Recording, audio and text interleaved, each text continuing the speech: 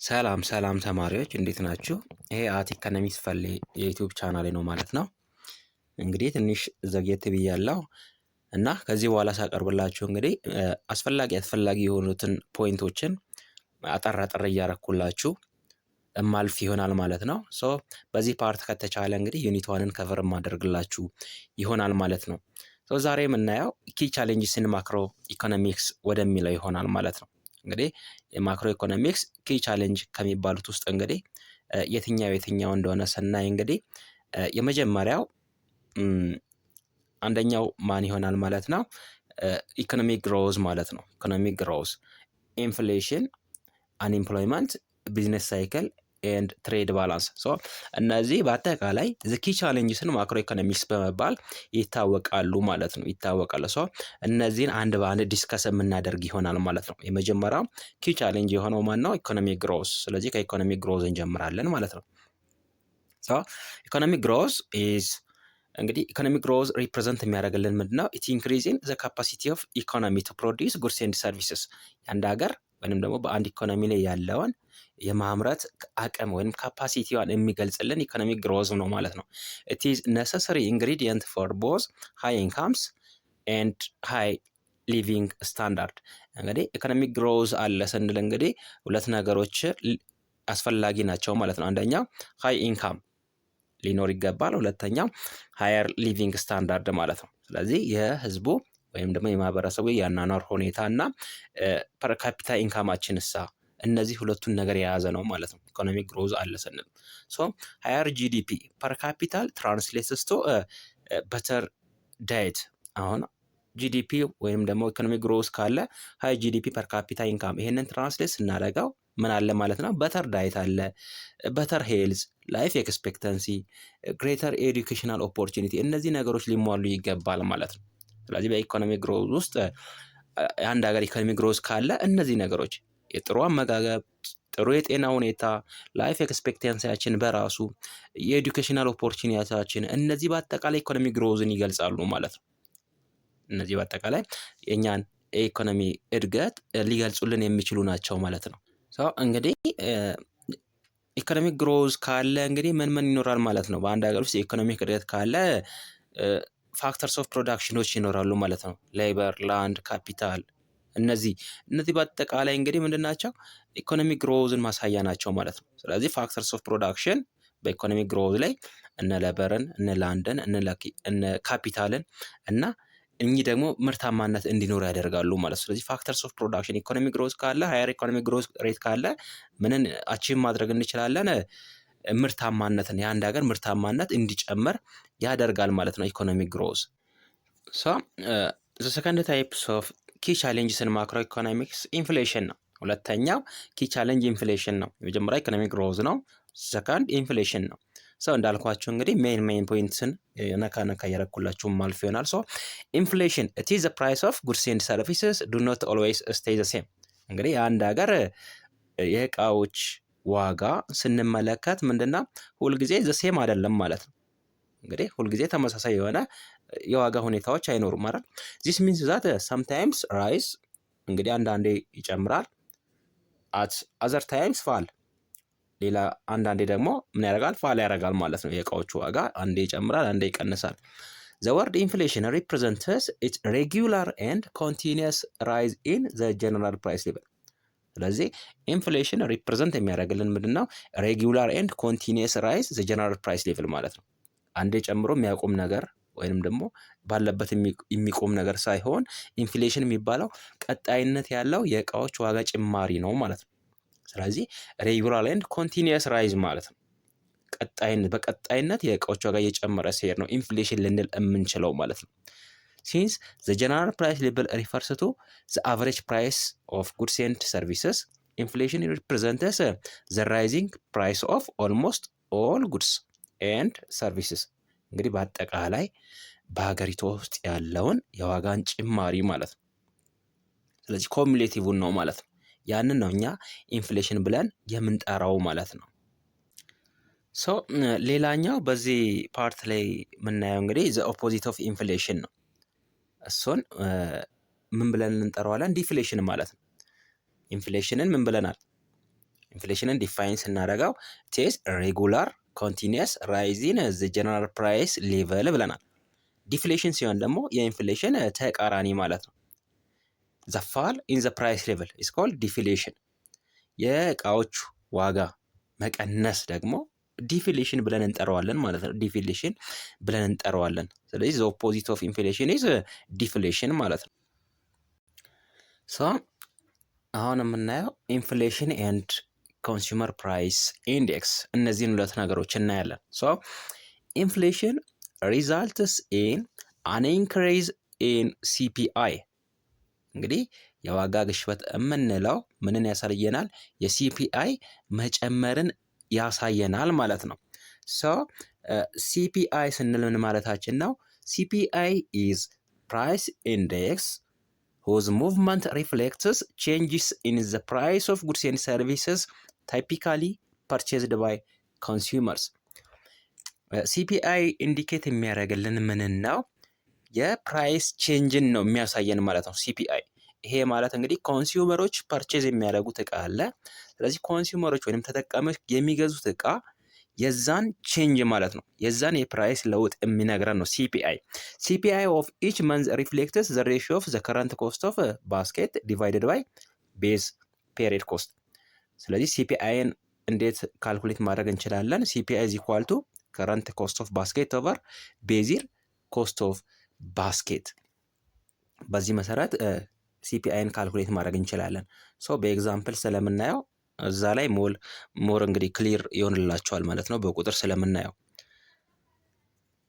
ሶ በቁጥር እናየዋለን። ቀጣይ ኔክስት ኢንፍሌሽን ሬት ነው። ኢንፍሌሽን ሬት ደግሞ ካልኩሌት ለማድረግ ስንፈልግ ኢንፍሌሽን ሬት ኢዝ ኢኳል ቱ ከረንት ዴት ሲፒአይ ማይነስ ፓስት ዴት ሲፒአይ ኦቨር ፓስት ዴት ሲፒአይ ታይምስ 100 which means ሲፒአይ ቲ ማይነስ ሲፒአይ ቲ ማይነስ 1 ኦቨር ሲፒአይ ቲ ማይነስ 1 ታይምስ 100 አድርገን ኢንፍሌሽን ሬትን ማግኘት እንችላለን፣ የዋጋ ግሽበትን ማለት ነው።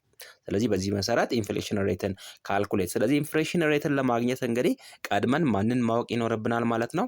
ሲፒአይን ማለት ነው። ሲፒአይን ካገኘን በኋላ ኢንፍሌሽን ሬትን እንፈልጋለን ማለት ነው። እንፈልጋለን እሱን በቁጥር ስናየው ሞር ክሊር ይሆንላቸዋል። ኦኬ ይህን ኤግዛምፕል እንያ። ካልኩሌት ሲፒአይ ኤንድ ኢንፍሌሽን ሬትስ ይለናል። አሲዩም ሲምፕል ኢኮኖሚ ኢን ዊች ታይፒካሊ ኮንሱመር ባይስ ኦንሊ ቱ ጉድስ ዌት ኤንድ ኢደብል ኦይል። ሰው ኮንሱመሩ የሚገዛው ሁለት እቃ ነው ብሎናል። ሁለት እቃዎችን ፐርቼዝ ያደርጋል። ስለዚህ ምንና ምን? ዌትና ኦይል ማለት ነው። እነዚህን ሁለት እቃዎች ፐርቼዝ ያደርጋል። ኮንሱመር ባይስ 50 ኪሎግራም ዌት ኤንድ 10 ሊትር ኦይል። ስለዚህ የኮንሱመር 50 ኪሎግራም ምን ይገዛል? ዌት ይገዛል ማለት ነው። እና 10 ሊትር ኦይል ነው የሚገዛው ማለት ነው። 10 ሊትር ኦይል። ስለዚህ ከዚህ ተነስተን እንግዲህ ምን እንደነው የምንፈልገው? ሲፒአይ እና ኢንፍሌሽን ሬትን ማለት ነው። ኢንፍሌሽን ሬትን ኦኬ። assume that the price of this basket of goods in 3 different years እንግዲህ ለ3 ዓመታት ነው ማለት ነው እነዚህን እቃዎች ይህ ሰውዬ የሚገዛው ከ2000 እስከ 2003 ማለት ነው። እሺ ፕራይስ ኦፍ ኪሎ ኦፍ ዌት እንግዲህ እዚህ ጋር ተሰጥቶናል። የዌት ዋጋ እና የዘይት ዋጋ እዚህ ጋር ተሰጥቶናል። እንግዲህ አንዷ ኪሎ ዌት የምትሸጠው በ2000 ላይ 2 ብር ናት። በ2 ብር ሂሳብ ነው። 2001 ላይ አንዷ ኪሎ ግራም በ3 ብር ትሸጣለች። 2002 በ2 ብር፣ 2003 በ4 ብር ማለት ነው። ዘይት በተመሳሳይ በ2000 ዓመተ ምህረት 10 ብር ነው 1 ሊትር። 2001 13 ብር፣ 2002 14 ብር፣ 2003 ላይ በሊትር 24 ብር ይሸጥ ነበር ማለት ነው። 24 ብር። እንደኛ ምን ፈልጉ ይላል? ፋይንድ ዘ ፕራይስ ኢንዴክስ ኢን ኢች ይር፣ ፕራይስ ኢንዴክስን ፈልጉ ይላል። ከዛ ኢንፍሌሽን ሬትን ፈልጉ ነው የሚለን። ከ2000 እስከ 2002 ያለውን የኢንፍሌሽን ሬት ማለት ነው። ስለዚህ ቀጥታ መጀመሪያ ምን እናደርጋለን? ሶሉሽን በ2000 ዓመተ ምህረት ላይ እንግዲህ ይሄ ሰውዬ እንግዲህ በተከታታይ ለሁሉም ዓመታት ስንት ኪሎግራም ስንዴ ነበር የሚገዛው ብለናል? 50 ኪሎ ግራም አይደል? 50 ኪሎ ግራም ስንዴ ይገዛል ማለት ነው። ነገር ግን አንዷ ኪሎ በ2002 ብር ናት ብለናል። ስለዚህ 2 ብር ሲባዛ በስንት 50 ኪሎ ነው የገዛው እናባዘዋለን። ሲደመር ዘይት ደግሞ በ2000 ዓመተ ምህረት 10 ሊትር ዘይት በስንት አንዷ ሊትር ስንት ነበረች? 10 ብር ማለት ነው። ስለዚህ 10 ሲባዛ በ10 ስንት ይሆናል? 100። 2 ሲባዛ በ50 100 ስንደምራቸው 200 አገኘን። 2001 ላይ ስንመጣ ኪሎግራም በስንዴ 3 ብር ገብቷል። 3 ብር ገብቷል። አሁንም ተመሳሳይ ነው። 50 ኪሎ ነው የሚገዛው 150 ማለት ነው። 3 ሲባዛ በ50 150። ዘይት ስንት ገባ? 10 ብር የነበረው ወደ 13 ብር ጨምሯል። የሚገዛው አሁንም 10 ሊትር ነው። 10 ሲባዛ በ13 130 130 ሲደመር 150 280። 2002 ላይ ስንመጣ አሁን ደግሞ የወይት ዋጋ በኪሎግራም ስንት ሆነ? 2 ብር ሆነ። ተመልሶ ቀነሰ።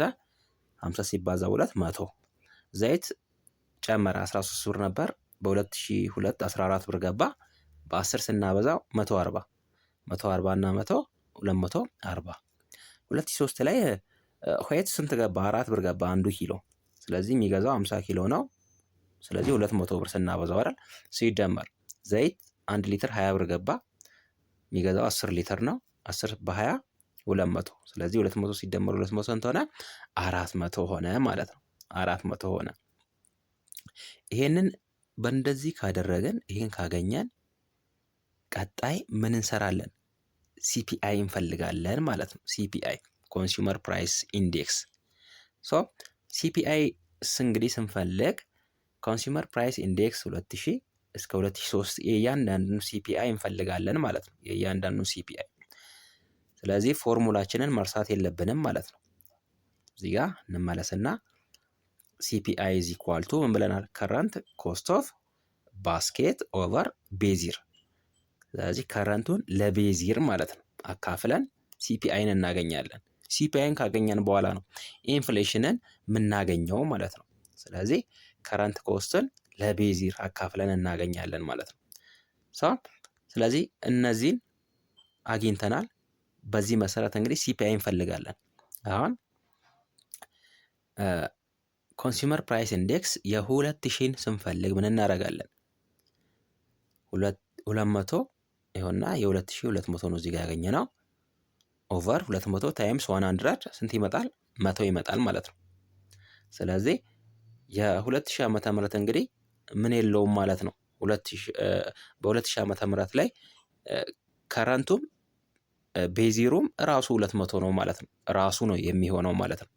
ስለዚህ ከረንት ኮስት ኦፍ ባስኬት ኦቨር ቤዚር። ስለዚህ ቤዚር ስለሌለው ራሱኑ እንደ ቤዚር አድርገን ነው የምንጠቀመው ማለት ነው። ስለዚህ 200 ለ200 ሲባዛ በመቶ ስንት ይሆናል?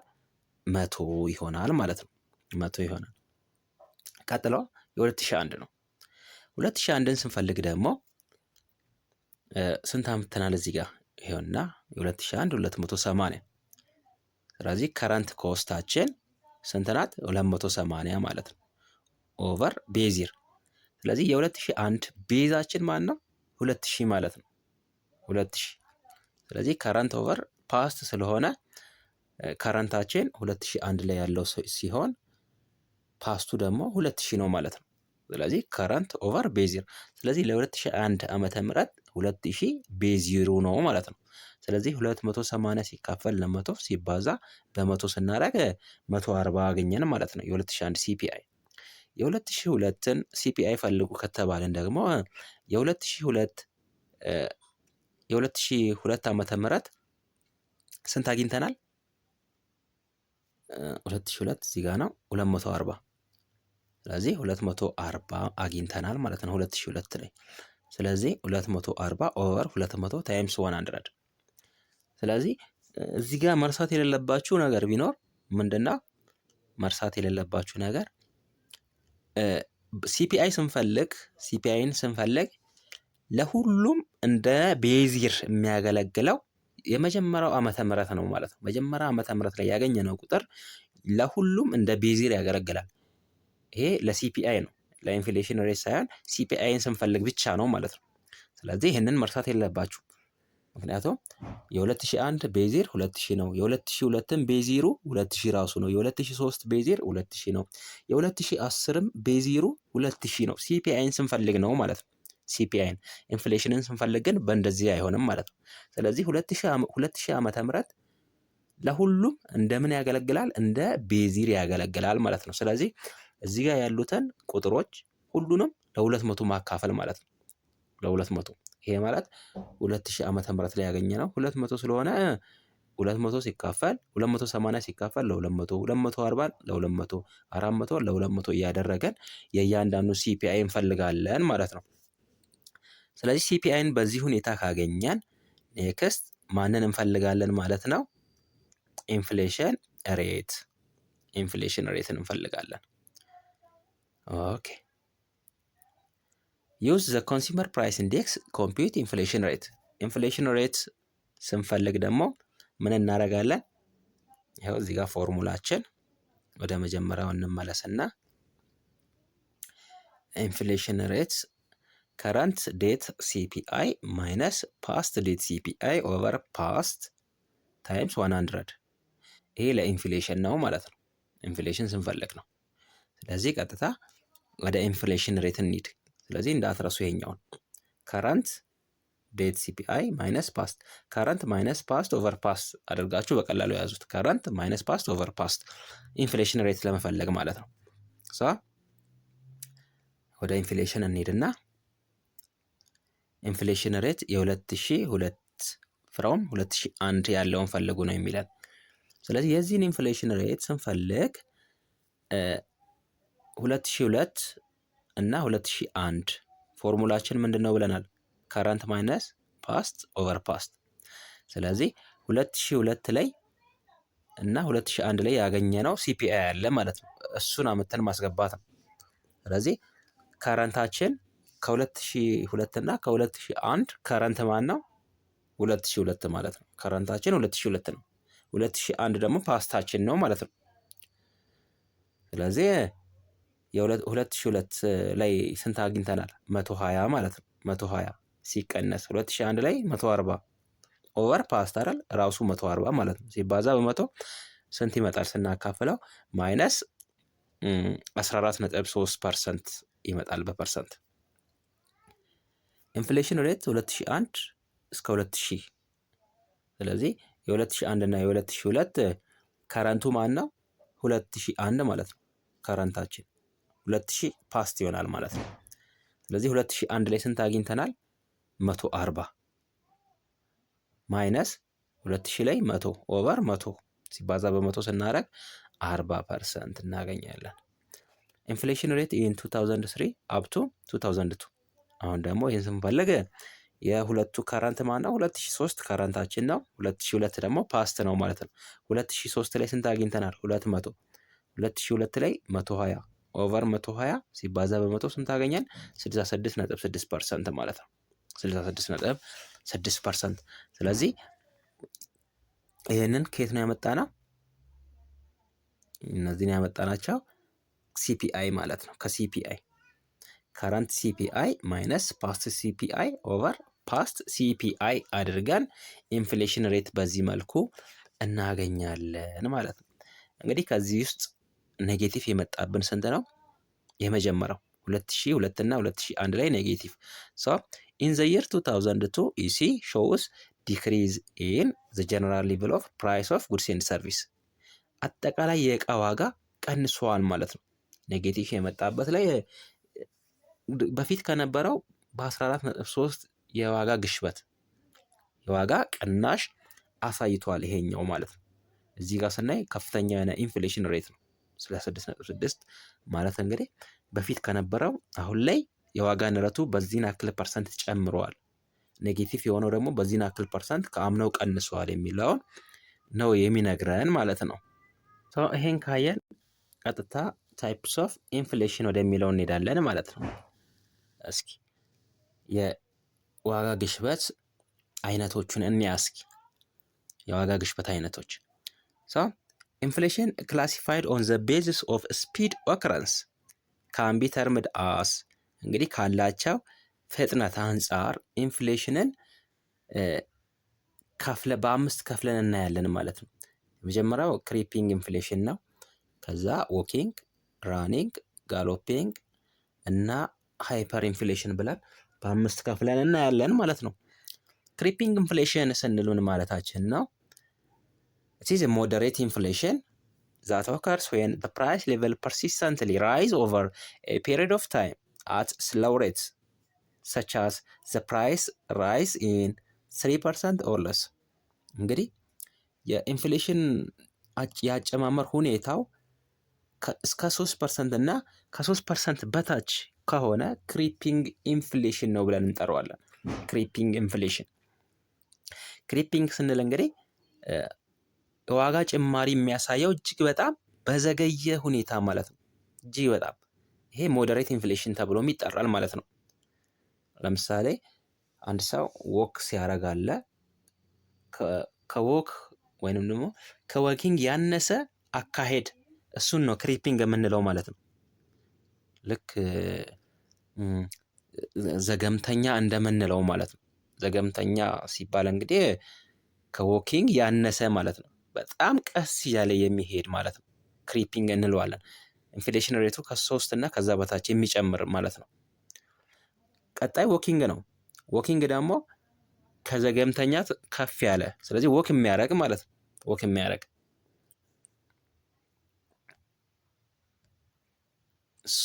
ሶሪ ቀጣይ ዎኪንግ ነው። ቅድም እንዳልኳቸው እንግዲህ ትንሽ ከምን ከፍ ያለ ማለት ነው? ከክሪፒንግ ከፍ ያለ። ክሪፒንግ ምን ብለናል? 3% እና ከዛ በታች ማለት ነው። ዎኪንግ ኦከርስ ዌን አኑዋል ኢንፍሌሽን ሬት ኢዝ ሲንግል ዲጂት ኦር ሬንጅ ኦፍ 3 to less than 10። አሁን ደግሞ ከ3 የሚበልጥ ከ10 የሚያንስ ማለት ነው። በአመት ነው እንግዲህ ይሄኛው በአመት ኢንፍሌሽን ሬት ወይንም የዋጋ ግሽበት የሚያሳየው ሬንጁ ከ3 እስከ 10% ማለት ነው። ከ3 በላይ ከ10 በታች ከሆነ ይሄ ዎኪንግ ኢንፍሌሽን ብለን እንጠራዋለን ማለት ነው። ዎኪንግ። ስለዚህ ከክሪፒንግ ዎኪንግ አደረግን ማለት ነው። ከዎኪንግ ደግሞ ከፍ ያለ አለ የኢንፍሌሽን አይነት። እሱ ምን ይባላል? ራኒንግ። ልክ ወክ ያደረግን ነበር፣ እኛ ወክ ያደረግን ነበር። እኛን የሚቀድመን ማን ነው? የሚሮጥ ሰው አይደል? እሱን ራኒንግ ኢንፍሌሽን እንለዋለን። ራኒንግ ኢንፍሌሽን። ራኒንግ ኢንፍሌሽን ኦከርስ ዌን ዘ ፕራይስ ራይዝ ራፒድሊ አት ዘ ሬት 10 to 20 ፐር ይር። ከ10 እስከ 20% ማለት ነው። በአመት ኢንፍሌሽን ሬት የሚያሳየን ራኒንግ ነው። ስለዚህ ከዎኪንግ አሁን ደግሞ ከፍ እያለ ነው ማለት ነው። ቀጥሎ ጋሎፒንግ ነው ወይንም ደግሞ ጃምፒንግ። አሁን ደግሞ ከራኒንግ የሚበልጥ ከራኒንግ ከፍ ያለ ጋሎፒንግ ወይንም ጃምፒንግ እንለዋለን። ግልቢያ መጋለብ እንደምንለው ማለት ነው። ወይም ደግሞ ዝላይ የምንለው። ዚስ ኢንፍሌሽን ኦከርስ አት ኤ ኩዊክ ሬት ዱዋል ኦር ትሪፕል ዲጂት አኑዋል ሬት ፎር ሾርት ፔሪድ ኦፍ ታይም። እንግዲህ ይሄኛው በአጭር ጊዜ ውስጥ በእጥፍ ወይንም ትሪፕል በአንዴ 3 እጥፍ እንግዲህ ይሄም የሚያሳየን የኢንፍሌሽን አይነት ነው። ከነበረበት 3 እና ዱዋል ሬት የሚያሳይ ለምሳሌ 15% ከሆነ ኢንፍሌሽን ሬቱ በአንዴ ትሪፕል ዲጂት ያሳየናል፣ ወደ 45% ማለት ነው። ይሄ እንግዲህ የሚሆነው በአመትም ሳይሆን ሾርት ፔሪድ ኦፍ ታይም ማለት ነው፣ በአጭር ጊዜ ውስጥ ነው። ይሄ እንደዚህ ከሆነ ጋሎፒንግ ብለን እንጠራዋለን። የመጨረሻው ሃይፐር ኢንፍሌሽን ነው። ዚስ ሪፈርስ ቱ a situation where the price of goods and services rise uncontrollable። እንደዚህ አይነት ኢንፍሌሽኖችን መቆጣጠር እጅግ በጣም ይከብዳል ማለት ነው።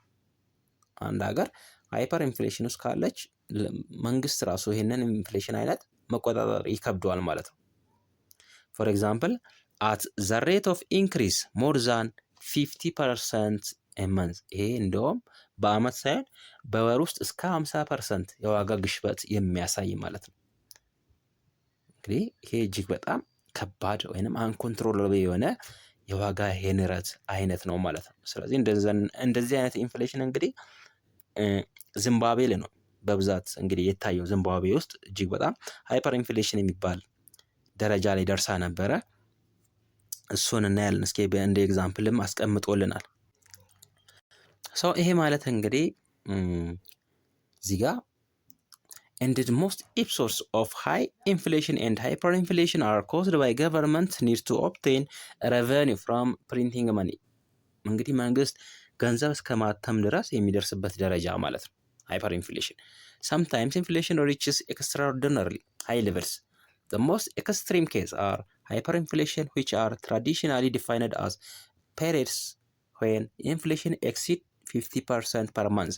ቅድም እንዳልነው በወር ውስጥ እስከ 50% ጭማሪ የሚያሳይ ከሆነ ሃይፐር ኢንፍሌሽን ነው። the all time record inflation took place in Hungary።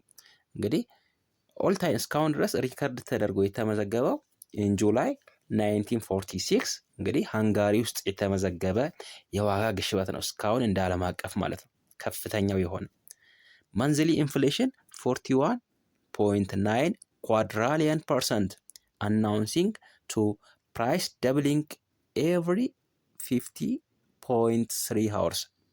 እጅግ በጣም ይሄ ከፍተኛ የሆነ የዋጋ ግሽበት አይነት ነው። እንግዲህ ሃንጋሪ ላይ በ1946 የተከሰተ የዋጋ ንረት በ41.9 ኳድራሊየን ፐርሰንት ያውም እንግዲህ የሚጨምረው ደብሊንግ ኤቭሪ እንግዲህ በደብል ማለት ነው። ያውም በ15.3 ሰዓት ውስጥ ማለት ነው። በየ15 ሰዓት ውስጥ በደብል የሚጨምር ይሄ እንግዲህ እንደ ዓለም አቀፍ በከፍተኛ ሁኔታ ሪከርድ ተደርጎ የተመዘገበ ነው ሃንጋሪ ላይ። ሃይፐር ኢንፍሌሽን ኢን ዚምባብዌ ውስጥ ደግሞ በ2007 እስከ 2009 ኦልሞስት አስ ላርጅ ዊዝ ፕራይስ አት ታይም ደብሊንግ ዴይሊ።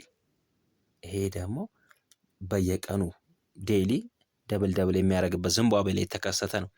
አስ ዘ ሪዛልት ዚምባብዌያን ገቨርንመንት ፕሪንትድ ኤቨር ሃየር ከረንሲ ኖትስ ኢንክሉዲንግ 1 ትሪሊየን ቢል ቱ ከቨር ዋይደኒንግ ዴፊሲት። እንግዲህ ዚምባብዌ መንግስት እንግዲህ ገንዘብ እስከ ማተም ድረስ ማለት ነው የገንዘብ የመግዛት አቅሙ ከመዳቀሙ የተነሳ 100 ትሪሊየን ይሄም እንግዲህ 100 ትሪሊየን አንድ ኖት ማለት ነው። በአንድ ኖት የታተመች ገንዘብ ናት ይሄኛው ማለት ነው። ገንዘብ የመግዛት አቅሙ ደክሞ ማለት ነው። ሰዎች እቃ ለመግዛት ሲሄዱ ገንዘባቸውን በቅርጫት በመዳበሪያ እያደረጉ ነበር የሚሄዱት ማለት ነው። ስለዚህ ለዚህ ሲባል ምን አደረገ? 100 ትሪሊየንን እንደ ሲንግል ገንዘብ አድርጎ ፕሪንት አደረገ ማለት ነው መንግስት፣ የዚምባብዌ መንግስት ማለት ነው። በዚህ ዚምባብዌ ላይ ከፍተኛ የሆነ ሃይፐር ኢንፍሌሽን ተከስቶባት ነበር። እንግዲህ በዚህ የተነሳ ገንዘብ የመግዛት አቅሙ በጣም ተዳክሞ ሰዎች ገንዘባቸውን በማዳበሪያ በዘንቢል ሁሉ ሲሄዱ የነበረበት ጊዜ ነበር ማለት ነው። በ2007 እስከ 2009 ማለት ነው።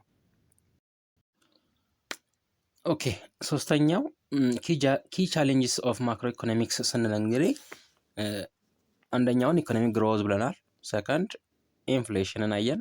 ሰርድ ላይ ደግሞ አንኢምፕሎይመንትን እናያለን ማለት ነው። በሶስተኛ ላይ ኪ ቻሌንጅ የምንለው አንኢምፕሎይመንት ነው።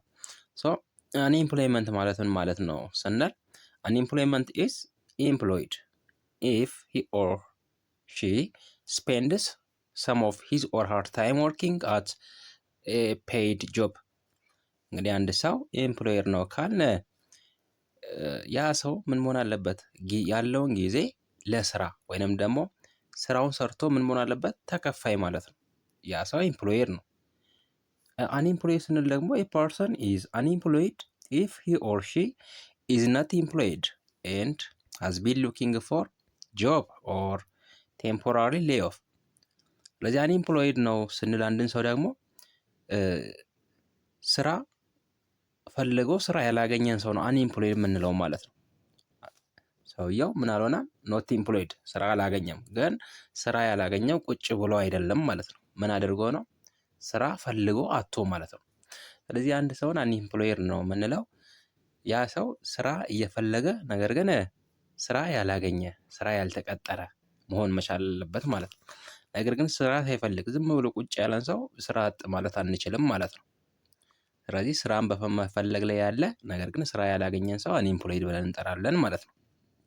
On the other hand, a person who fits into neither of the first two categories such as full-time student or retire ነገር ግን በሌበር ፎርስ ውስጥ ወይም ደግሞ ስራ አጥ ውስጥ የማይካተቱት ለምሳሌ ተማሪዎችን እንዲሁም ሪታየር ጡረተኞችን ምን ብለን አንጠራቸውም?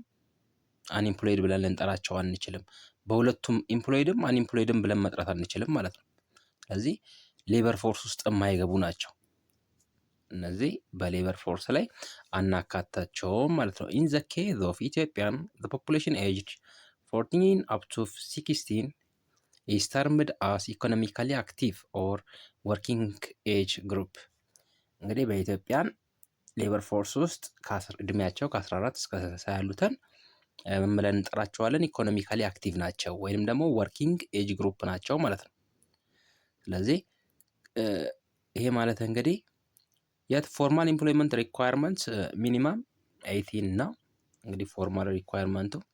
ነገር ግን አኮርዲንግ ቱ ኢትዮጵያን ሌበር ሎ ዘ ሌበር ፎርስ ዳዝ ኖት ኢንክሉድ ቺልድረን፣ እድሜያቸው ከ14 ዓመት በታች የሆኑ ህጻናትን ማለት ነው።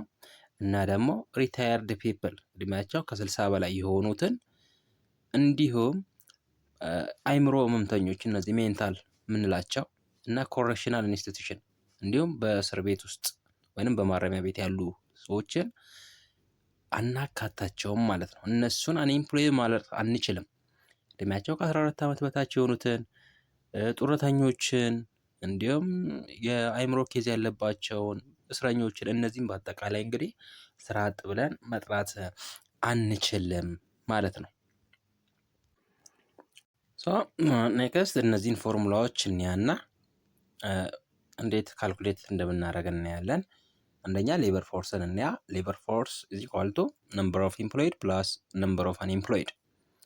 ስለዚህ ሌበር ፎርስ የምንለው አንደኛ ነምበር ኦፍ ኢምፕሎይድ ነው። ቀደም ኤምፕሎይድ ማለት ነው ብለናል።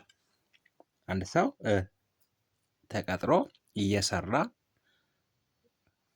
ሰርቶም እየተከፈለው ያለው ያ ኤምፕሎየር ነው። ነምበር ኦፍ አንኤምፕሎይድ እሳ፣ ስለዚህ እድሜያቸው ለስራ የደረሱ ከዛ ነገር ግን ስራ ያላገኙ፣ ስለዚህ ስራ ያገኙትንም ስራ ያላገኙትንም ነገር ግን እድሜያቸው ምን የሆነ ኢኮኖሚካሊ አክቲቭ የሆኑ፣ ስለዚህ እድሜያቸው አክቲቭ የሆነ ያ ማለት እንግዲህ እድሜያቸው ከ14 እስከ 60 ያሉትን ነው ቅድም ያልነው ማለት ነው። ስለዚህ እድሜያቸው ከ14 ዓመት እስከ 60 ዓመት ድረስ ሆኖ ግን በዛ ውስጥ የተቀጠረም ያልተቀጠረም አለ ማለት ነው። እነሱን ስንደምራቸው ማንን እናገኛለን? ሌበር ፎርስን እናገኛለን። ሰከንድ አንኤምፕሎይመንት ሬት ነው። አንኤምፕሎይመንት ሬትን ደግሞ ለማግኘት መጀመሪያ ምን እናደርጋለን? ነምበር ኦፍ አንኤምፕሎይድ ኦቨር ሌበር ፎርስ ታይምስ 100። ሌበር ፎርስ ማለት ምንድን ነው ብለናል? ኤምፕሎይድ ፕላስ አንኤምፕሎይድ ማለት ነው። ሶ ነምበር ኦፍ አንኤምፕሎይድን ለማን እናካፍላለን? ለሌበር ፎርስ። ከዛስ በመቶ አባዝተን ማን እናገኛለን? አንኤምፕሎይመንት ሬትን እናገኛለን። ሶስተኛ ላይ ሌበር ፎርስ ፓርቲሲፔሽን ሬት ማለት ነው። ሌበር ፎርስ ፓርቲሲፔሽን ሬትን ለማግኘት ሌበር ፎርስን ለአዳልት ፖፑሌሽን ከዛ በመቶ አባዝተን ሌበር ፎርስ ፓርቲሲፔሽን ሬትን እናገኛለን ማለት ነው። ስለዚህ ቁጥር ቢሰጠን አሁን በዚህ መሰረት በቀላሉ ካልኩሌት እናደርጋለን። ስለዚህ ሌበር ፎርስ ፓርቲሲፔሽን ሬት ስንል እንግዲህ ሌበር ፎርስ ኦቨር አዳልት ፖፑሌሽን ብለናል። ስለዚህ ከጠቅላላ ፖፑሌሽን ውስጥ ከአዳልት ፖፑሌሽን ውስጥ ምን ያክሉ ነው ሌበር ፎርስ ፓርቲሲፔሽን ሬት ያለው? ስለዚህ ከአጠቃላይ ከሀገሪቷ ውስጥ እንግዲህ ያን ፖፑሌሽን እንለዋለን። ከዛ ውስጥ ምን ያክሉ ፓርቲሲፔት አድርጓል፣ ምን ያክሉ ስራ አግኝተዋል የሚለውን ይነግረናል ማለት ነው። አንኤምፕሎይመንት ሬት ስንል ደግሞ ሌበር ፎርስ አለን እዚህ ጋር። ስለዚህ ከሌበር ፎርስ ውስጥ ምን ያክሉ ነው፣ ሌበር ፎርስ ማለት የሚሰሩና የማይሰሩ ናቸው ብለናል። ስለዚህ ከዚህ ከሌበር ፎርስ ውስጥ ምን ያክሉ ስራ አጥ ነው የሚለውን የሚነግረን ነው ማለት ነው። ኦኬ ዜር አር ዲፍረንት ታይፕስ ኦፍ አንኤምፕሎይመንት ዘ ሜጀር ዋን አር ፍሪክሽናል፣ ሳይክሊካል ኤንድ ስትራክቸራል። እንግዲህ እጅግ በጣም ብዙ የተለያዩ የስራ አጥ አይነቶች አሉ። አሁን ታይፕስ ኦፍ አንኤምፕሎይመንትን ስለምናይ እንግዲህ በጣም ብዙ የስራ አጥ አይነቶች ስላሉ ግን በዋናነት እነዚህ ሶስቱን እናያለን ማለት ነው። ፍሪክሽናል፣ ሳይክሊካል እና ስትራክቸራልን የምናይ ይሆናል ማለት ነው። ሶ ፍሪክሽናል አንኤምፕሎይመንት ስንል ምን ማለታችን ነው? ኢት ኦከርስ ዲዩሪንግ ዘ ታይም ዌን ወርከርስ ሙቭ ቢትዊን ጆብስ። ስለዚህ አንድ ሰው በምን መካከል ሲሆን ጀስት ምን ማለት ነው? ይሄ ፍሪክሽናል ስንል ለምሳሌ አንድ የመንግስት ሰራተኛ ተቀጥሮ እየሰራ ያንን ስራ መልቀቅ ከፈለገ ምን ያደርጋል? ወደ ሌላ ቦታ ይሄዳል ማለት ነው። ስለዚህ ወደ ሌላ ቦታ በሚሄድበት ሰዓት እንደሄደ ስራ አያገኝም። ስለዚህ ምን ይፈልጋል? ጊዜ ይፈልጋል ማለት ነው። ስለዚህ ያቺን ጊዜ ያቺን ጋፕ ነው ፍሪክሽናል የምንላት ማለት ነው። which takes time on part of both employer and individual to match those who are looking for employment with the correct job opportunity. This results in lack of perfect mobility of worker between jobs. ስለዚህ ይሄ ከምን የመጣ ነው? lack of perfect mobility of worker between jobs። አንድ ሰው ዛሬ 2 ሰዓት ላይ ስራ ቢለቅ ከሰዓት 8 ሰዓት ላይ ስራ ያገኛል ማለት አይደለም ማለት ነው። ነገ 2 ሰዓት ላይ ያገኛል ማለት አይደለም። ስለዚህ it is voluntary type of voluntary unemployment ነው። በፈቃደኝነት የሚሆን ስራ አጥነት ነው ማለት ነው ይሄኛው። ምክንያቱም እኔ ይሄኛው ስራ ስላልተመቸኝ ወደ ሌላ ስራ ፍለጋ ስለሄድኩኝ ስራ ዛሬ ብዬ ዛሬ ማግኘት አልችልም። ስለዚህ ያቺን ጋፕ ነው እንግዲህ ፍሪክሽናል ያልናት ማለት ነው። One example of frictional unemployment is the case of individual entering the workforce for the first time after graduating from college or university። ስለዚህ አንድ ሰው ከዩኒቨርሲቲም ተመርቆ ሊሆን ይችላል፣ ከኮሌጅም ወጥቶ ሊሆን ይችላል። እንደተመረቀ ስራ ላያገኝ ይችላል ማለት ነው። ስለዚህ ስራ እስካያገኝ ድረስ ይህ ሰው ምን አይነት ስራ አጥ ይባላል? ፍሪክሽናል አንኤምፕሎይመንት ነው ብለን እንጠራዋለን ማለት ነው። ኦኬ፣ ሁለተኛው ሳይክሊካል አንኤምፕሎይመንት ነው። ሳይክሊካል አንኤምፕሎይመንት it occurs due to deficiency of aggregate effective demand resulting from business depression። እንግዲህ ሳይክሊካል አንኤምፕሎይመንት ሊከሰት የሚችለው በዲፊሸንሲ ኦፍ አግሪጌት ዲማንድ አማካኝነት ማለት ነው። የዲማንድ እጥረት፣ ዲማንድ አለመኖር ወይም ደግሞ በቢዝነስ ዲፕሪሺየሽን አማካኝነት፣ በሪሴሽን አማካኝነት ሊመጣ የሚችል ስራ አጥነት፣ የሀገሪቷ ኢኮኖሚ በሚቀዛቀዝበት፣ የሀገሪቷ ኢኮኖሚ ዲፕሬሽን በሚኖርበት ሰዓት የሚፈጠር ስራ አጥ ነው ማለት ነው። ይህንን ያለው እንግዲህ ዴቪድስ የሚባል ኢኮኖሚስት ነው ማለት ነው በ1997 ላይ። ሶ ኢንተርናሽናል ፋክተርስ ሜይ ጀነሬት ዚስ ካይንድስ ኦፍ አንኤምፕሎይመንት ፎር ኤግዛምፕል ላክ ኦፍ ዲማንድ ፎር ኮፊ ኦር አዘር አግሪካልቸራል ፕሮዳክት ኢን ኦቨርሲስ ማርኬት። አሁን ለምሳሌ የኢትዮጵያን ቡና የውጭ ዜጎች ባይፈልጉት ዲፊሸንሲ ኦፍ ዲማንድ ቢኖር ማለት ነው። ስለዚህ የኢትዮጵያን ቡና ማይፈልጉ ከሆነ unfavorable business cycle that has knock on the effect of employment situation in the domestic economy። እነሱ የኛን ቡና የማይፈልጉ ከሆነ እዚህ ያለው ወይም ደግሞ እዚህ ተቀጥረው የሚሰሩ አሉ። ለምሳሌ ቡናን ኤክስፖርት የሚያደርጉ ሰዎች ይኖራሉ። ፋብሪካ ውስጥ ያሉ ሰዎች አሉ በቡና ስራ የተሰማሩ። ስለዚህ የኛን ቡና ውጮቹ የማይፈልጉት ከሆነ ስለዚህ ያለው አማራጭ ምንድነው? ሰራተኞቹን መቀነስ ማለት ነው። ስለዚህ ሰራተኞቹ ሲቀነሱ ደግሞ ስራ አጥነት ይፈጠራል። ስለዚህ ይሄ ምንድነው? ሳይክሊካል ማለት ነው። ይሄንን ያመጣው ምንድነው? ሪሴሽን ወይንም ቢዝነስ ዲፕሬሽን ማለት ነው። የኢኮኖሚ መቀዛቀዝ በዛ አማካኝነት የመጣ በዲፊሸንሲ ኦፍ አግሪጌት ዲማንድ የተነሳ የመጣ ነው ማለት ነው። ይሄ ስራ አጥነት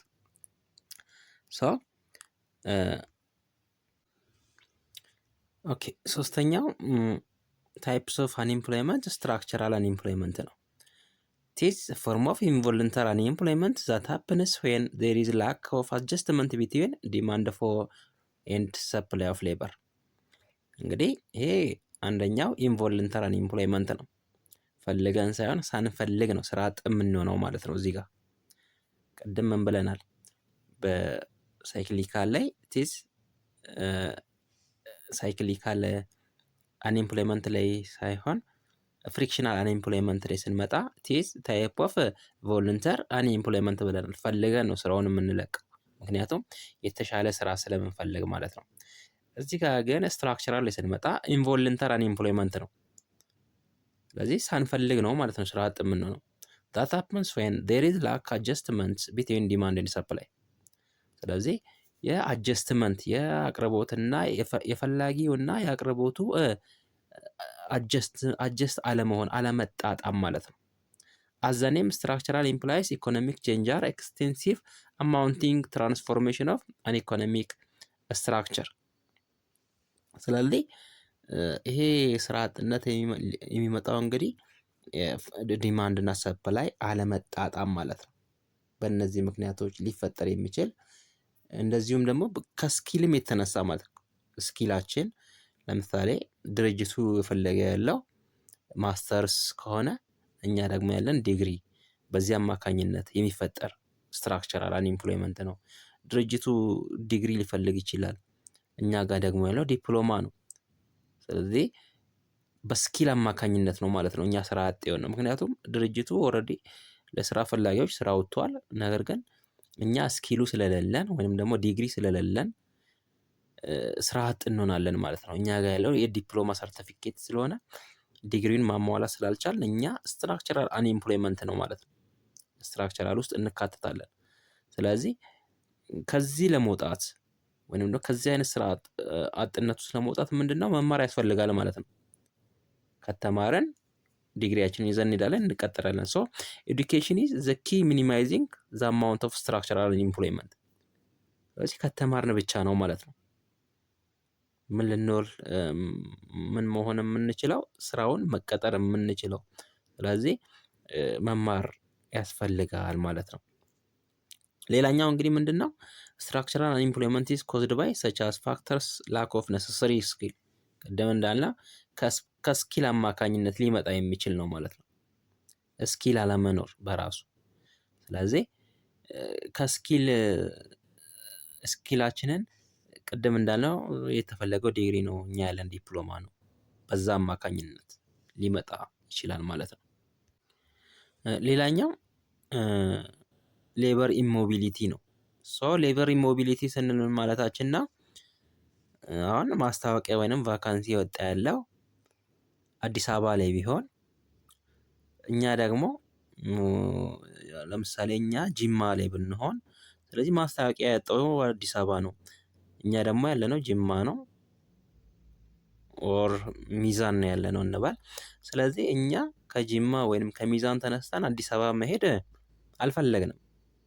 ስለዚህ በዚህ አማካኝነት እኛ ምንድነው ስትራክቸራል አንኢምፕሎይመንት ነን ማለት ነው። ስትራክቸራል አንኢምፕሎይመንት ነን። ሌላኛው ብሬክዳውን ኦፍ ማሽነሪ፣ የማሽን ለምሳሌ ፋብሪካ ውስጥ እየሰራን ከሆነ ያ ደግሞ ማሽነሪው ወይንም ደግሞ ይሄ ማሽን ዳቦ የሚያመርት ቢሆን ለምሳሌ ቢበላሽ ማሽነሪው፣ ስለዚህ ማሽነሪው እንግዲህ እስኪሰራ እኛ ምን አይነት ስራ አጥ ልንሆን ነው? ስትራክቸራል አንኢምፕሎይመንት ልንሆን ነው ማለት ነው። ሳንፈልግ ነው ማለት ነው ስራውን ያጣነው። ሾርቴጅ ኦፍ ሮ ማቴሪያል፣ ሌላኛው የግብአት የማምረቻ ግብአቶች አለመኖር በራሱ ስትራክቸራል አንኢምፕሎይመንት ናቸው ማለት ነው። ስለዚህ ግብአት በአግባቡ ሳይደርስ ሲቀር ማለት ነው። እነዚህ ስትራክቸራል አንኢምፕሎይመንት ብለን እንጠራቸዋለን። በዚህ ውስጥ እንግዲህ ሌላኛው አንኢምፕሎይመንት አይነት አንደር ኢምፕሎይመንት ይባላል ማለት ነው። which refers to a situation in which a person is forced by unemployment to take a job that he or she thinks is not adequate for his or her purpose or not commensurates with his or her training። አሁን ይሄ አንደር ኢምፕሎይመንት የሚባለው ስራ አጥ ማለት ነው። ምን ማለት ነው? አንድ ሰው ስራ እየሰራ ኦር ተቀጥሮ ሰው ተከፍሎት እየሰራ ነው። ነገር ግን ወዶ አይደለም ስራውን እየሰራ ያለው፣ አማራጭ አጥቶ ማለት ነው። አማራጭ አጥቶ የሚሰራው የስራ አይነት ነው። ስለዚህ ይሄ ልጅ አንደር ኢምፕሎይመንት ነው ይባላል። ለምሳሌ አንዳንድ ሰዎች አሁን ስራ እየሰሩ ስራ እንዴት ነው ብላችሁ ስትጠይቋቸው ስራ አትበለው ይላሉ።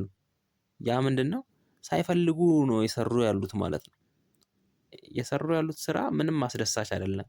ቢያንስ በቀን 3 ጊዜ እንኳን ሊመግባቸው የማይችል ስራ ውስጥ ነው ያሉት ማለት ነው። እንደነዚህ አይነቶችን አንደር ኢምፕሎይመንት ብለን እንጠራቸዋለን ማለት ነው። ሳይፈልጉ ተገደው የሰሩ ያሉበት ስራ ማለት ነው። እንደገና ለምሳሌ ዲግሪ ኑሮት እኮ ጽዳት የሚሰራ ሰው አለ አሁን ኢትዮጵያ ውስጥ። ስለዚህ ዲግሪ ኑሮት እንግዲህ ጽዳት የሰራ ያለው ወዶ አይደለም ማለት ነው። ስለዚህ እንደነዚህ አይነቶችን ነው አንደር ኢምፕሎይመንት ብለን ልንጠራ የምንችለው ማለት ነው። ስለዚህ አራተኛው ኪ ቻሌንጅን ማክሮ ኢኮኖሚክስ ቢዝነስ ሳይክል ነው። ሶ ቢዝነስ ሳይክል ኢን ሪል ላይፍ ኢኮኖሚክ ግሮዝ ኢዝ ኦፍን combined by cycles of expansion and contraction, boom and bust. The term business cycle, also known as trade cycle, economic cycle, boom, bust cycle, refers to economic-wide fluctuation in production, trade, and general economic activities. The fluctuation represents upward and downward movement in level of GDP, or the period of expansion and contractions in the level of economic activities around long-term growth trends. ቢዝነስ ሳይክል ስንል እንግዲህ ወይንም ትሬድ ሳይክል ብለንም መጥራት እንችላለን። የኢኮኖሚ አንዴ ኢኮኖሚ መዋዠቅ ማለት ነው። አንዴ ኢኮኖሚው አፕ ያደርጋል፣ አንዴ ዳውን ያደርጋል። ስለዚህ ልክ እንደ ፔንዱለም ማለት ነው። ልክ እንደ ፔንዱለም ኢኮኖሚው የኢኮኖሚ ከፍ ዝቅ ማለት ቢዝነስ ሳይክል ብለን እንጠራዋለን። ስለዚህ የአንድ ሀገር ኢኮኖሚ ወደቀ፣ የአንድ ሀገር ኢኮኖሚ አደገ ስንል ይሄን ቢዝነስ ሳይክል ነው ማለት ነው። ስለዚህ አንዴ ከፍ አንዴ ዝቅ የመሆን ማለት ነው። ይሄን ነው እኛ ቢዝነስ ሳይክል ብለን ልንጠራ የምንችለው ማለት ነው። ቢዝነስ ሳይክል ሃቭ 4 distinct phases። እንግዲህ 4 ስቴጆች አሉት ቢዝነስ ሳይክል። ቢዝነስ ሳይክል 4 ስቴጆች አሉት። ስለዚህ እነዚህ 4 ስቴጆች ደግሞ አንደኛው ማነው? ኤክስፓንሽን ነው። ፒክ አለ፣ ኮንትራክሽን እና ስሩ እነዚህ አራቱ the 4 phases of business cycle ብለን እንጠራቸዋለን ማለት ነው። ኤክስፓንሽን ስንል ወይም ደግሞ ሪከቨሪ ብለን መጥራት እንችላለን። ካራክተራይዝድ ባይ increasing employment, economic growth and upward pressure on prices። በኤክስፓንሽን ጊዜ ምን አለ ብለን ስናይ ኤክስፓንሽን ወይም ሪከቨር ስንል ኢኮኖሚ ሲያገግም ማለት ነው። ኢኮኖሚ ከወደቀበት ምን ሲያደርግ ሲያንሰራራ ወይም ደግሞ እንደገና አቅሙን ሲገነባ ኤክስፓንሽን ብለን እንጠራዋለን ወይንም ሪከቨሪ ብለን እንጠራዋለን። ስለዚህ በዚህ ሰዓት ኢኮኖሚው ማገገም በሚጀምርበት ሰዓት ኢምፕሎይመንት ይኖራል፣ ኢንክሪዝ ያደርጋል፣ የስራ እድል ይፈጠራል፣ ኢኮኖሚክ ግሮዝ ይኖራል። አፕዋርድ ፕሬዠር ኦን ፕራይስስ የእቃዎች ዋጋ ፕራይሱ ምን ሊሆን ይችላል? አፕዋርድ ሊያደርግ ይችላል ማለት ነው። እነዚህ ነገሮች ናቸው በኤክስፓንሽን ሰዓት። ፒክ ስንል ደግሞ ኢትስ the highest point of business cycle። እንግዲህ ኢኮኖሚው ከፍተኛ ቦታ አድጓል ስንል ፒክ ላይ ደርሷል ወይም ቡም ላይ ነው ማለት ነው። ወይ the economy producing maximum possible output ምርት በከፍተኛ ሁኔታ ሲመረት ኢምፕሎይመንት ኢዝ አት ፉል ኢምፕሎይመንት። እዚህ ውስጥ እንደውም ፉል ኢምፕሎይመንት ስንል እንደውም ስራ አጥነት የለም ማለት እንችላለን ማለት ነው። ኢንፍሌሽነሪ ፕሬዠር ኦን ፕራይስስ አር ኤቪደንት። ስለዚህ በዚህ ሰዓት ኢንፍሌሽነሪ ፕሬዠሮች የሚከሰቱበት ምን ብለን እንጠራዋለን? ቡም ወይንም ፒክ ብለን እንጠራዋለን። ፒክ ወይንም ቡም ብለን እንጠራዋለን። ሌላኛው ኮንትራክሽን ነው። ኮንትራክሽን በዚህ ሰዓት ደግሞ ዌር ግሮዝ ስሎውስ፣ ኢምፕሎይመንት ዲክላይን፣ አንኢምፕሎይመንት ኢንክሪዝ፣ ፕራይሲንግ ፕሬዠር ሰብሳይድ። አሁን በኮንትራክሽን ጊዜ ደግሞ ኢኮኖሚ እድገት አይኖርም፣ የስራ እድል የለም፣ ስራ አጥ በጣም ያለበት፣ ይሄን ኮንትራክሽን ብለን እንጠራዋለን ማለት ነው። ኮንትራክሽን እዚህ ጋር ግራፊካሊ ስናየው ይሄን ግራፍ በምንመለከትበት ሰዓት እዚህ ጋር እናያለን ግራፉን። እሺ ምርት አውትፑት አለን በዚህ ፒክ የምንለው ወይንም ቡም የምንለው ይሄን ቦታ ነው። ስለዚህ እዚህ ቦታ ላይ ሁሉም ነገር ኢኮኖሚው እጅግ በጣም ባለው አቅም ምርት እያመረተ ነው፣ ስራ አጥ የለም ብለናል። ስለዚህ ሁሉ ነገር እዚህ ጋር በጣም ፉል ነው ማለት ነው ቡም ወይንም ፒክ ላይ ስንደርስ። ከዛ ደግሞ ምን አለ? ኮንትራክሽን ወይንም ሪሲሽን አለ ማለት ነው። ስለዚህ የነበሩት ነገሮች ይቀንሳሉ ማለት ነው ኮንትራክሽን ወይንም ሪሲሽን ስንል። ከዛስ ዲፕሪሺዬሽን ወይንም ስሩ። በቃ ይሄኛው ዘ ሎወስት ሌቭል ነው። ዲፕሬሽን ወይንም ስሩ ስንል ዘ ሎወስት ፖይንት ኦፍ ኢን ዘ ቢዝነስ ሳይክል ኢኮኖሚው በቃ ወድቋል፣ ምንም መንቀሳቀስ የማይችልበት ደረጃ ላይ ነው ዲፕሪሺዬሽን ወይንም ስሩ ስንል ማለት ነው። ከዛ ከዚህ ቦታ ደግሞ ሲያገግም ሪከቨር እንላለን። ከወደቀው የወደቀው ኢኮኖሚ መልሶ ሲያንሰራራ ሪከቨሪ ወይንም ኤክስፓንሽነሪ ብለን እንጠራዋለን ማለት ነው። ሰው እነዚህ እንግዲህ አራቱ ፌዞች ናቸው የቢዝነስ ሳይክል ማለት ነው። አራት ፌዞች ናቸው ማለት ነው። ዘ ሎስት ሊቭል ካል ዲፕሬሽን ወይንም ስሩ ነው። ሪከቨሪ ደግሞ ኢኮኖሚ ማገገም ሲጀምር ነው። ፒክ ወይንም ቡም የምንለው ደግሞ ኢኮኖሚው በጣም በከፍተኛ ሁኔታ እድገት ሲያሳይ ነው። ኮንትራክሽን ወይንም ሬሴሽን ስንል ደግሞ ኢኮኖሚው የነበሩት ኢኮኖሚዎች ሲቀንሱ ማለት ነው። ኢኮኖሚው ዲክላይ ማድረግ ሲጀምር ኮንትራክሽን ወይንም ሪሴሽን ብለን እንጠራዋለን ማለት ነው። የመጨረሻው ኪ ቻሌንጅስ ኦፍ ማክሮ ኢኮኖሚክስ እንግዲህ ባላንስ ኦፍ ትሬድ ነው። ስለዚህ ባላንስ ኦፍ ትሬድ ኢዝ አናዘር ማክሮ ኢኮኖሚክ ቫሪያብል ዛት አፌክት ናሽናል ኢኮኖሚስ። The balance of trade is the difference between export and import of goods and services of a country for a given period። እንግዲህ አንድ ሀገር ኤክስፖርት እና ኢምፖርት ታደርጋለች። ለምሳሌ ኢትዮጵያ ኤክስፖርት ታደርጋለች፣ ኢምፖርትም ታደርጋለች። ስለዚህ ኤክስፖርት ያደረገችው እና ከውጭ ደግሞ ያስገባችው አለ። የሁለቱን ዲፈረንስ ምን ብለን እንጠራዋለን? ባላንስ ኦፍ ትሬድ ብለን እንጠራዋለን ማለት ነው። ስለዚህ የሁለቱን ምን ዲፈረንስ ማለት ነው። ኤክስፖርት እና የኢምፖርትን ዲፈረንስ ባላንስ ኦፍ ትሬድ ብለን እንጠራዋለን ማለት ነው። ኢት ኢዝ ኦልሶ አን ኢምፖርታንት ኮምፖነንትስ ኦፍ ዘ ባላንስ ኦፍ ፔመንት ኦፍ ኤ ካንትሪ። ስለዚህ ባላንስ ኦፍ ትሬድ የምን ኮምፖነንት ነው? የባላንስ ኦፍ ፔመንት አንዱ ኮምፖነንት ነው ማለት ነው። ስለዚህ ይሄ ባላንስ ኦፍ ፔመንት ምን ማለት ነው ስንል ባላንስ ኦፍ ፔመንት ኢዝ ሲስተማቲክ ሪከርድ ኦፍ ኤ ኔሽን ፋይናንሻል ትራንዛክሽንስ ዊዝ አውትሳይድ ወርልድ። እንግዲህ የሀገሪቷን ምን የሚመዘግብ ነው? ፋይናንሻል ትራንዛክሽኑን ማለት ነው።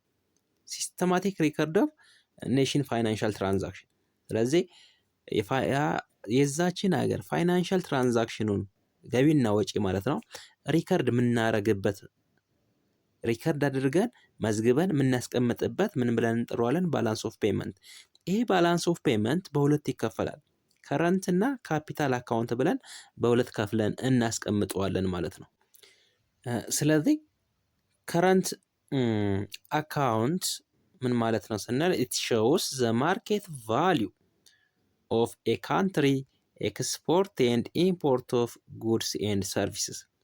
ስለዚህ የአንድ ሀገር ምንን ሪከርድ የምናደርግበት ኢምፖርትና ኤክስፖርት ኦፍ ጉድስ ኤንድ ሰርቪስን፣ እንዲሁም ኢንቨስትመንት ኢንካም፣ ዴፕት ሰርቪስ ፔመንት፣ ፕራይቬት ኤንድ ፐብሊክ ኔት ሪሚታንስ፣ ትራንስፈር። ስለዚህ ያቺ ሀገር የዛችን ሀገር ማርኬት ቫሊዋን ኤክስፖርት እና ኢምፖርቷን ማለት ነው። ስለዚህ ኤክስፖርት እና ኢምፖርቱን ምን ያክል ከኤክስፖርት አግኝተናል ብለን የዛን ፋይናንሻል ትራንዛክሽን የምንመዘግብበት በከረንት አካውንት ውስጥ ነው ማለት ነው። ኢንተርምስ ኦፍ ዶላር ሊሆን ይችላል፣ ብር ሊሆን ይችላል። ይሄንን ነው የምንመዘግበው በከረንት አካውንት ላይ ማለት ነው። ስለዚህ ካፒታል አካውንት ስንል ኢት ሾውስ ዘ ቮሊዩም ኦፍ ፕራይቬት ፎሬን ኢንቨስትመንት ፐብሊክ ግራንትስ loans that flow into and out of a country over a given period። ስለዚህ በዛች ሀገር ላይ ያለውን የኢንቨስትመንት ፕራይቬት ፎሬን ኢንቨስትመንትን፣ ፐብሊክ ግራንት እንዲሁም ደግሞ ሎየንስ እዳዎች ሊሆኑ ይችላሉ ስንበደር፣ እንዲሁም ደግሞ በእርዳታ የምናገኛቸው። ስለዚህ እነዚህ ነገሮች አሉ። ስለዚህ ኢትዮጵያ ለምሳሌ የምትረዳው ነገር አለ፣ የምትበደረው ብድር አለ፣ ሌላ ደግሞ ምን አለ፣ እሷም ደግሞ በተመሳሳዩ የምትሰጠው ብድር ሊኖር ይችላል። እንዲሁም ደግሞ በእርዳታ መልክም የምታደርገው ነገር ሊኖር ይችላል። ይሄ ፍሎ ኢንቱ ኤንድ አውት ኦፍ ኤ ካንትሪ ማለት ነው። ያ ነገር ደግሞ ምን ላይ ይመዘገባል ካልን ካፒታል አካውንት ላይ ይመዘገባል ማለት ነው። ነገር ግን ከረንት አካውንት ላይ የሚመዘገበው ምንድን ነው ብለናል? ኢት ሾውስ ዘ ማርኬት ቫሊዩ ኦፍ ካንትሪ ኤክስፖርት ኤንድ ኢምፖርት ኦፍ ጉድስ ኤንድ ሰርቪስ ማለት ነው። ኢምፖርት እና ኤክስፖርት ሪከርድ የምናደርግበት ከረንት አካውንት ይባላል። እንዲሁም ደግሞ ፕራይቬት ፎሬን ኢንቨስትመንት፣ ፐብሊክ ግራንት፣ ሎዌን እነዚህን ደግሞ ካፒታል አካውንት ላይ ሪከርድ አድርገን እናስቀምጣለን ማለት ነው። ኦኬ ሌላኛው ባላንስ ኦፍ ትሬድ ወይንም ትሬድ ባላንስ የምንለው ነው። ትሬድ ባላንስ ኢዝ ኤኒ ጋፕ ቢትዊን ኔሽን ዶላር ቫሊዩ ኦፍ ኤክስፖርትስ ኤንድ ኢምፖርትስ፣ የአንድ ሀገር ዶላር ቫሊዩ ያንን ጋፕ ትሬድ ባላንስ ብለን እንጠራዋለን ማለት ነው። ስለዚህ በዚህ ትሬድ ባላንስ ውስጥ ሶስት ነገሮችን እንመለከታለን። የመጀመሪያው ምንድን ነው? ዌን ኢምፖርትስ ኤክሲድ ኤክስፖርት ሲሆን አንድ ሀገር ኢምፖርት የምታደርገው ከኤክስፖርቷ የሚበልጥ ከሆነ ምን አለ ማለት ነው? ትሬድ ዴፊሲት አለ ማለት ነው። ስለዚህ አንድ ሀገር ኢኮኖሚዋ ጤናማ ነው የሚባለው ኤክስፖርት ሲበልጥ ነው ማለት ነው። ኤክስፖርት ማይበልጥ ከሆነ ልክ እንደዚህኛው ኢምፖርት ኤክሲድ ኤክስፖርትስ የሚሆን ከሆነ ትሬድ ዴፊሲት ነው፣ ጤናማ ያልሆነ ትሬድ ነው ማለት ነው። ኢን አዘር ወርድስ ኢፍ ኤክስፖርት ኤክሲድ ኢምፖርት፣ አሁን ደግሞ ኤክስፖርት የሚበልጥ ከሆነ ትሬድ ሰርፕለስ ማለት ነው። ስለዚህ ጤናማ የሚባለው የኢኮኖሚ አይነት ኤክስፖርት ከኢምፖርት ሲበልጥ ማለት ነው። ኦን ዘ አዘር ሃንድ ኢፍ ኤክስፖርትስ ኤንድ ኢምፖርትስ አር ኢኳል ትሬድ ባላንስ፣ ስለዚህ ኢምፖርት የምታደርገው ከኤክስፖርት ከምታደርገው እኩል ከሆነ ተመጣጣኝ ከሆነ እሱን ምን እንለዋለን? ትሬድ ባላንስ ብለን እንጠራዋለን ማለት ነው።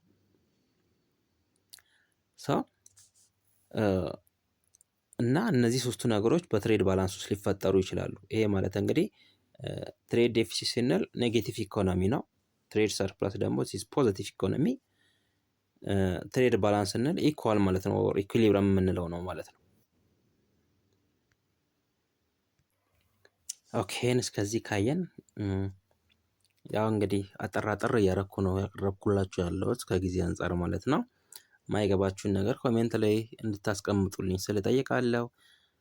ላይክ፣ ሼር፣ ሰብስክራይብ እንዳይረሳ ላለሁኝ። እንግዲህ የዚህን ዩኒት ማጠቃለያ ቀጣይ አሁን እሰርላችኋለሁኝ። ስኩል ኦፍ ቶት ኢን ማክሮ ኢኮኖሚክ አናላይሲስ የሚለውን እንግዲህ የመጨረሻውን ፓርት ይዤላችሁ መቅረብ ይሆናል ማለት ነው። በድጋሚ እስክንገናኝ መልካም ጊዜ